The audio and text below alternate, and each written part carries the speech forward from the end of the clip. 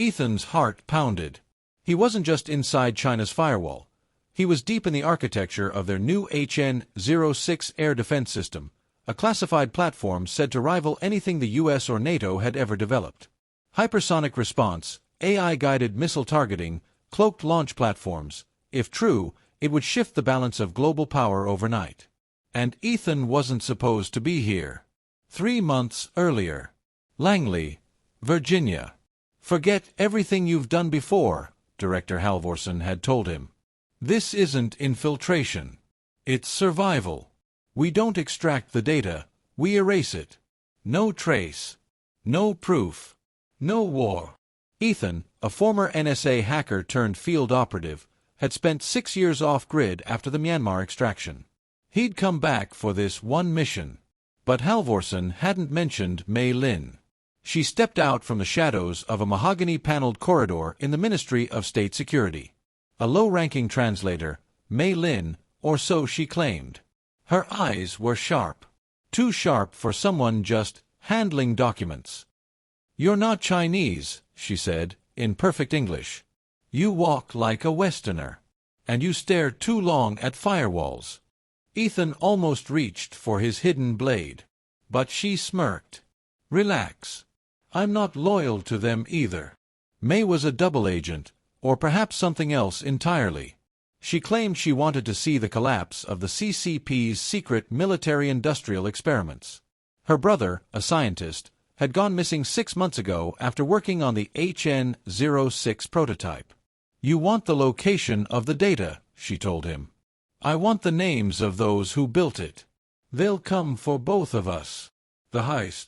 The plan was surgically timed, a 47-second window during a satellite blackout. Ethan would upload a microvirus into the communication loop between Beijing's Red Pavilion data core and the smaller outpost in Chengdu. Mei would stall the security division with false protocol alerts. One shot. One entry. But things went wrong from the first keystroke. "Someone's in the system," Mei hissed over comms. "They knew we'd come." Ethan's screen turned red. Intrusion detected. Location tracked. Lockdown in 60 seconds. A new message blinked on his screen, as if taunting him. "We see you, Ghost." Jean Alpha. Ethan's code name. Only one man knew that name in this region. General Liu Wei, architect of the HN-06, and Mei's brother's former commander. They fled through the undercity of Chengdu, underground marketplaces, train tunnels, and abandoned military ducts that dated back to Mao. Mei had the map. Ethan had the gun. "You said your brother worked on the code," Ethan growled as they ducked under collapsing scaffolding. "He didn't just work on it," she whispered. "He was the code." "What?" "They're not building just systems. They're building hybrids, code-interfaced human targeting. AI isn't guiding missiles. It's using human neural patterns to predict threats in real time." The implications weren't just defense-based. The HN-06 wasn't a weapon. It was a predator. At the edge of the Sichuan border, an old Soviet-era radio tower hummed. Mei said it was a signal amplifier, the only way to send the virus deep enough to corrupt the data caches permanently. Ethan climbed the rusted ladder. Mei followed. But as he connected the hard line to the transmitter, something sharp pressed into his ribs. A gun. "Meh." "I'm sorry," she said.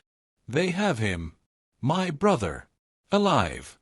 They promised me they'd let him go if I delivered you." Ethan's mind raced. No time.